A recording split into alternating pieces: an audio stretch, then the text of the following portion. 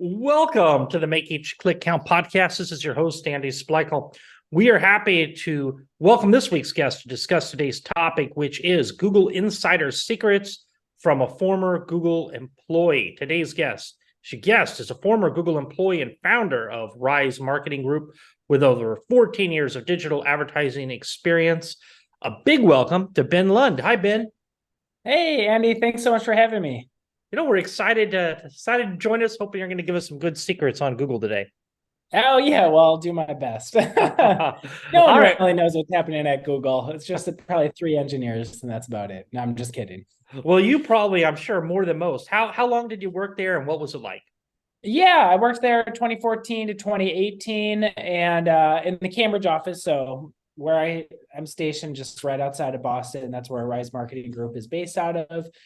But yeah, I was there 2014, 2018. It was a great experience. I mean, I've been in the space for a long time. I worked primarily at large companies. So like Yahoo back in the day in the mid 2000s when people didn't Google, they Yahooed. I was there and then an ad agency and then eventually landed at Google.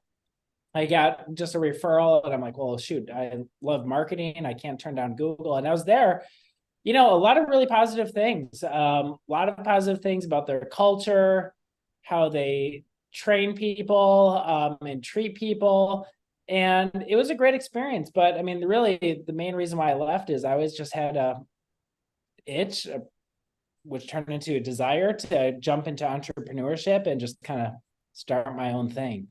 So I remember it must have been late 2000 aughts, like 2008, 2009, but I toured the Yahoo campus, and that's, Okay. Yahoo was at its prime, and it was filled with ping pong tables and foosball tables, and they just had Taylor Swift actually had just given them a concert like the week before to just the employees. But was Google like that, or was 2014, 15, was it more of a normal corporate environment? Yeah, no, Google definitely had excellent amenities for employees, like insane. Yeah, it was they just they really rewarded people to be in the office and there and like to make it easy for people to come to work. So they catered towards the employees for breakfast, lunch, dinner. I never took advantage of this, but there's like nap pods that you can take a Nap snooze. pods. There's yeah, pretty much anything. They just made it very easy to get to campus and stay on campus. And I mean, I'm sure there's tons of data, I mean, behind this on why they did it, just because morale was better, they're in the office more, they collaborated better. So yeah, no, they did that. But Yahoo back in the day was an awesome organization to work for as well. They were a behemoth. I know they're just like raking in money, I'm sure. Um, just because they had so much visibility and market share of just like online traffic, not just search, but all their properties back then, sports, finance, and even today, they have a pretty solid network. It's not a Google, but they have like their own niches that they focus on more on content creation. Right. Now, as an agency owner myself, I mean, I get calls all the time from Google employees, I guess they're Google employees, recommending things for me to do with my client's Google Ads account. Yes. Who are these people? Are they Google employees? Because You it know, seems like a lot of time they don't know what they're talking about. yes, I would agree. So let me set the table as there are great Google employees and Of great course. Google account reps, absolutely, and had our fair share of them. Hopefully when I was at Google, our clients would say the same about myself.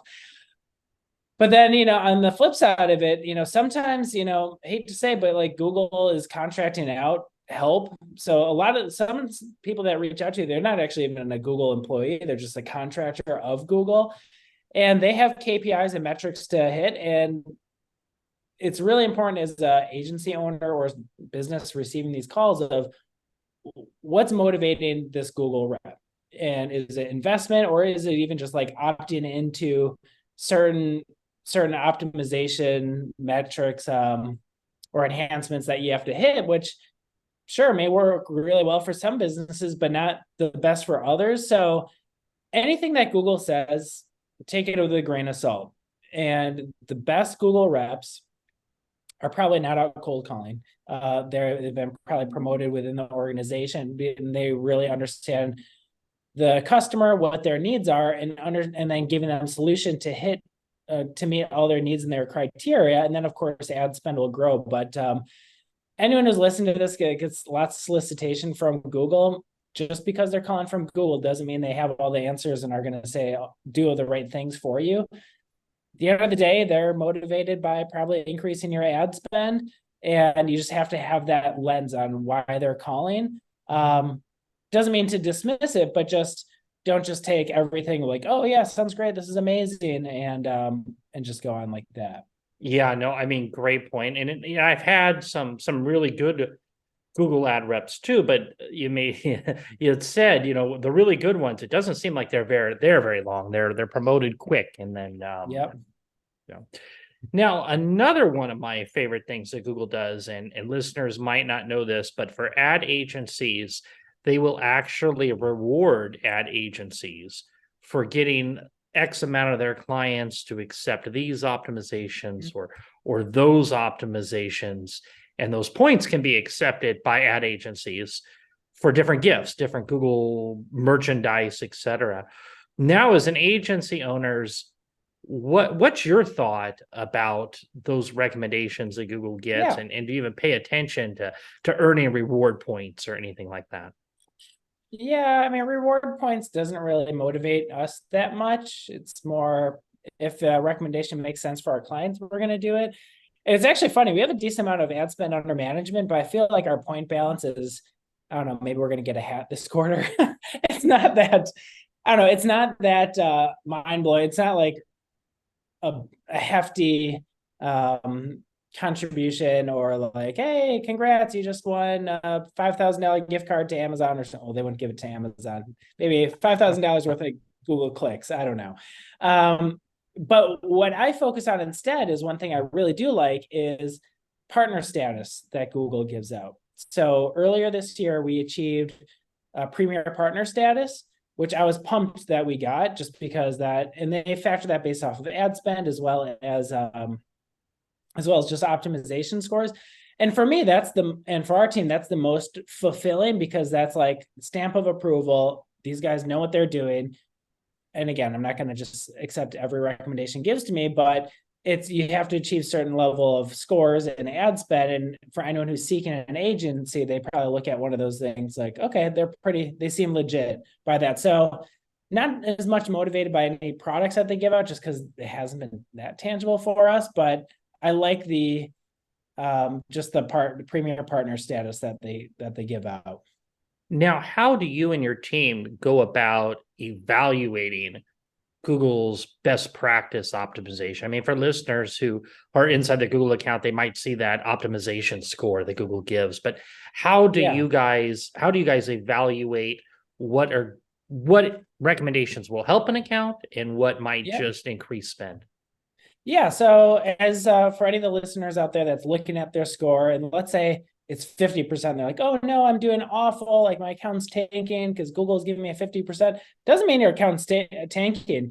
And you could have a very fine optimized account with a 20% optimization score, as long as you know what you're doing. But, within the recommendations tab in Google, it's always suggested and recommended, even on our behalf, is just to go into it every couple of weeks, take a look at what Google's saying, but then again, have that lens of, is this right for my business? So for example, if you have an ad campaign and volume isn't an issue, but efficiency is an issue, and making things convert, and Google's like, add more broad match keywords, that's not going to be the recommendation for you, because you don't need more traffic. You're just trying to hone in and maximize efficiency in terms of cost per lead or cost per customer.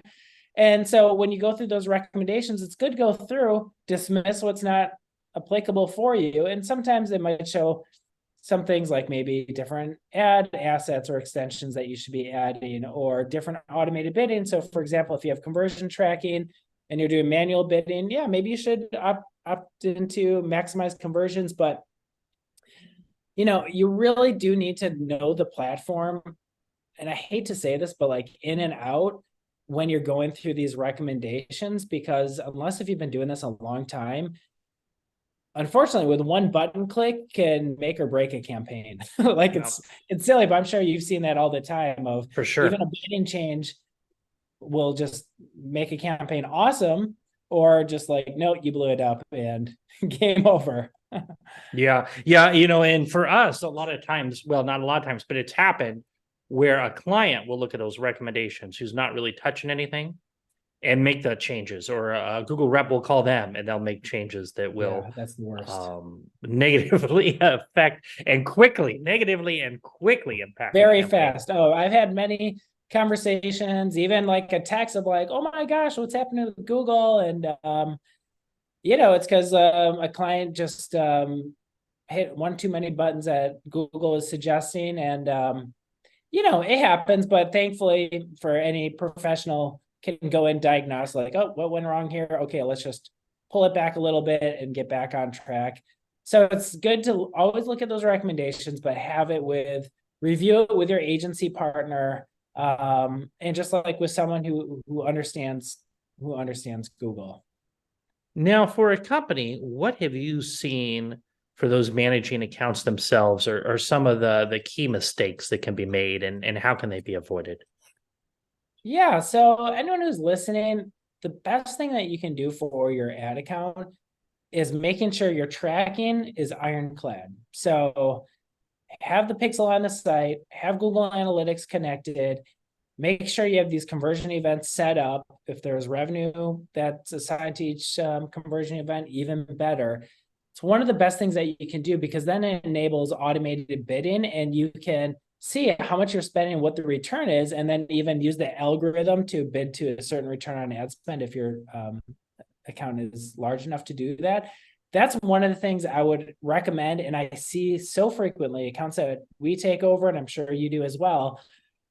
Clients, they just get lazy, or they just didn't know, and they're just driving traffic to a page, or maybe they're tracking half the conversion events. And you really have to take the time, and it gets technical. And for anyone who, if it's a small business that isn't sure if they set it up correctly, paid developer who knows what they're doing, a couple hours of their time, set it up right.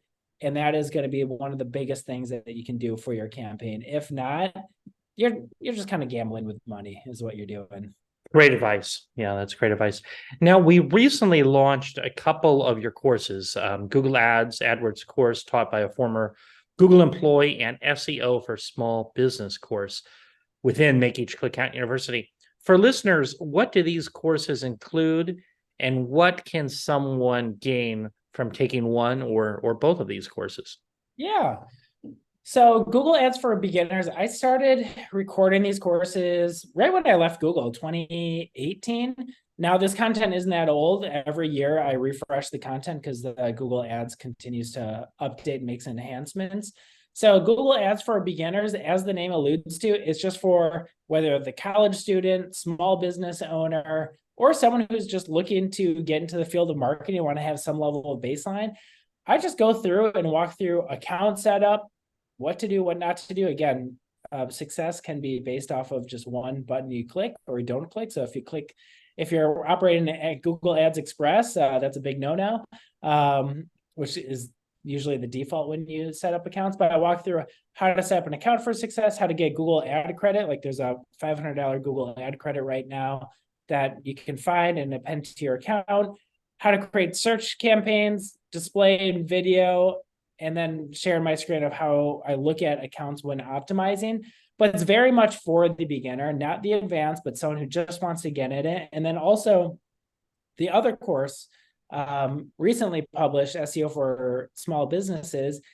It's again targeting for that small business owner or someone who's going to own marketing for that small business and how to get them to achieve higher ranking on Google. I try to demystify it as much as possible and break it down to 3 core strategies that we do for our clients, and it's proven to work, but you have to be consistent at it. So it's really, these courses are for the beginners, and really just to make it very approachable and understanding how you can be visible on Google Ads in a profitable way, and then also with organic search. Now, the Google Ads course, so it goes into search, display, and video, Correct. Yep. but not shopping. Not shopping. Actually, I add Performance Max, which for anyone who's knows Google Ads, shopping is pivoting into Google or Performance Max, and there's a strong intersection right there. So not as much shopping. So if you are an e-commerce retailer, you can watch it for some of the basic search account setup, but that would be another great course to watch for shopping, which I know you have on your academy. Now, if I am a business owner and I wanted to start advertising on Google, but my thought is, well, I'll just hire somebody to run it or launch it under Google recommendations. Why is it important to really know Google before you do that as a business owner? You have to know Google, and you can definitely hire someone, but making sure that they're qualified, ask references. Maybe they come from a past agency, so that's some side of credibility.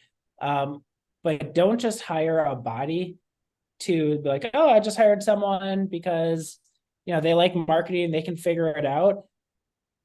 If they don't have experience in Google Ads, I would say a couple years of experience, they're gonna figure it out on your dollar. Unfortunately, that's just what's gonna happen. So just make sure that you're hiring someone who really knows it. And for a lot of small businesses, it makes sense to hire an agency because otherwise you're gonna pay full-time employee, and the costs associated with that's significantly higher than hiring an agency where the knowledge behind the agency is significantly higher and the cost is lower. But you just have to be confident on who you're bringing in to manage these accounts, because I've seen so many accounts just go or transfer to us that just there's no strategy and it's just kind of a mess. This would be an interesting test that I don't know if anybody would ever do, maybe a fake account where somebody, but what if you just opened an account that had traffic and accepted every single one of Google's recommendations? Man. How do you think that would look? I would love to do a simulation on that, and that would be such a fun YouTube video. And I bet you would probably spend $1 million within 3 months. Yeah, truly. I think because Google will be like, oh, you're hitting your budget caps, increase button. Oh, add these broad match keywords, add this, add this, add this. And I swear, you'll just be compounding. I think if there's a simulation out there, if anyone wants to set that up, that would be a really interesting test just to see what happened if you just click accept, accept, accept. You're like that little bird. Accept, I was just thinking that now. I could see that Google would recommend you upping budget and keep going to maximum clicks for recommendations.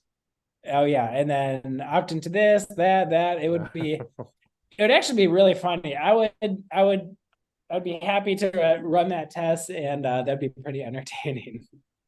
Now, if you had a magic 8 ball, where do you see Google going over the next 12 to 18 months, especially with AI, such a big thing going right now? Yeah, AI is everywhere. Google's rolling that out. I mean, Google's been practicing AI for years, and even I'm sure years even before that, because even automated bidding is all machine learning in AI, predictive intelligence. And Google rolled that out probably in 2000, I don't know, mid 2000 teens, 14-ish timeframe. And at that time it was okay, and then just got better and better. Everything's going to automation. And so as a marketer, it's even that important. It's even that important to make sure your conversion tracking set, because inputs in is going to factor into better inputs out. And so you're feeding the machine. You're feeding the machine proper inputs. How are these ads working in terms of conversions or uploaded customer lists? Also, you're feeding it with some really good branded assets. So copy, headlines, descriptions, video, you're feeding it, and then you're just kind of managing the machine. So it's really interesting. A lot of people could say, oh, agencies are going to be dead in 5 years. AI is going to take over. It's actually, you definitely need an agency now more than ever, because you're running like this, almost like a Lamborghini. You need to know how to run this AI machine that's going to power your business. And if you don't understand how the AI works, it could, by clicking on those recommendations, you're going to be spending $1 million in no time. I don't know if that's true or not, but yeah, AI is where it's going to go. So it's all about feeding the machine and understanding the algorithm in terms of ads management. Now, what advice would you give someone just starting an e-commerce business opposed to an e-commerce business doing well or relatively well, a little bit further down, maybe doing 2 million a year or so? Yeah, definitely. So just starting off an e-commerce business is just to kind of like temper expectations, because anyone who starts an e-commerce business like, oh, everyone's gonna love my product, it's gonna be the best thing ever, gonna get so many customers. And that's not always the case. And it's really, you're not focused on scale. You're focused on, do I have a good product? Do customers like it? And is there an audience for that? And one of the best ways that you could tell by that is just by looking at your conversion rates early on, before you even think about scale. Are you at a sufficient conversion rate? Are people who are exposed to your site interested in the product, and are they happy with it? Then a couple of years later, once you start scaling on the flip side of it, then you're not really concerned of, is this a viable product and is there a niche and market for this? Then you're all about scaling. What can you do there? So the conversations are totally different, and that conversation is all about forecasting, looking at where your audience is, top performing channels and things like that. But when you're just starting, it's almost like just prove out the concept before you have big ambitions of scale and things like that. Now, as you've grown your own agency, have there been any business books out there that you could attribute to your journey? That is a really good question. There's not one in particular. I do love reading a lot about business and marketing. I would say there's not really one in particular that's like, oh my gosh, this is what I'm basing our agency from.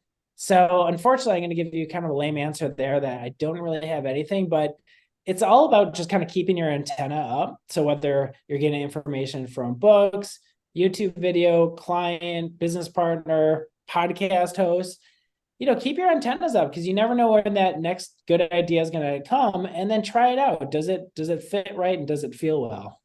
So let me ask you, what inspired you to create your courses? Yeah, you know what? I just felt like I had a ton of knowledge gained over the years, and especially from Google, and I felt there's a lot of people that could use it. And again, the courses that I created is much more for the beginner, and I just wanted to demystify it, make Google Ads approachable. And yeah, that's really why I did it. And to date, I think we're almost at 10,000 students. Now, this is over the course of 4 or 5 years.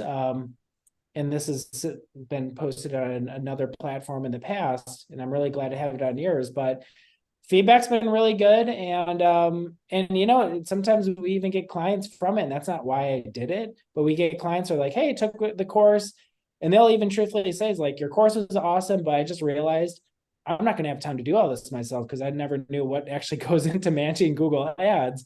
And they're like, actually, could you help us out? And we've gotten a few clients just from that. For sure. Now, besides the course and keeping the course updated, what else do you occupy your time with? Yeah, so courses, and then running Rise Marketing Group. That is the main job that I have. And staying on top of all the changes of the industry, and then figuring out focus areas for our agency and how we're delivering satisfaction to our clients. So yeah, majority of the time is running Rise Marketing Group. Great. And how can an interested listener learn more about you? Yeah. Check out our website. Just Google Rise Marketing Group. There are a couple of Rise marketing groups Rise companies of various industries. So just make sure you Google Rise Marketing Group. Will pop up number one. And yeah, if anyone's interested in chatting, click on our contact page, fill out the lead form. Happy to have a conversation. And of course, anyone's interested in taking one of these courses, yeah, Andy, you can share where to find that.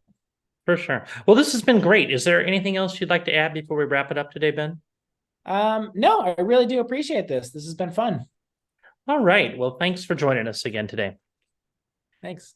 For listeners, remember, if you like this episode, please go to Apple Podcasts and leave us an honest review. And if you're looking for more information regarding connecting with Ben, you'll find the links in the show notes below. And if you're interested in becoming certified in Google Ads or SEO, check out his courses, Google Ads, AdWords course taught by a former Google employee, and SEO for small business course. You'll find information on those courses and all other courses at www.makeeachclickcountuniversity.com.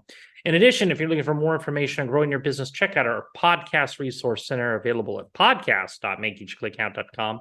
We have compiled all of our different past guests by show topic and included each of their contact information in case you would like more information on any of the services I have discussed during previous episodes.